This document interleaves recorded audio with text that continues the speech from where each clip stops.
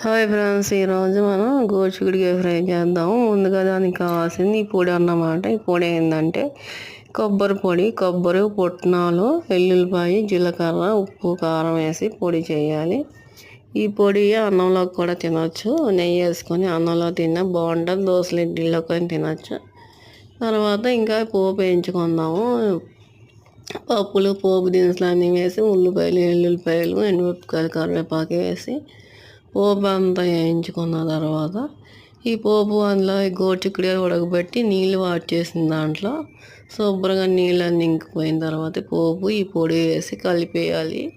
Fry మనకి ready అయిపోయింది. ఇంకా ఇది పల్లీల చట్నీ, ఇంకా పప్పు, ములక్కాయ పప్పు చేసాము. తర్వాత ఇంకా దోశలు టిఫిన్ అన్నమాట. లైక్ చేయండి ఫ్రెండ్స్, సబ్స్క్రైబ్ చేసుకోండి. Thank you.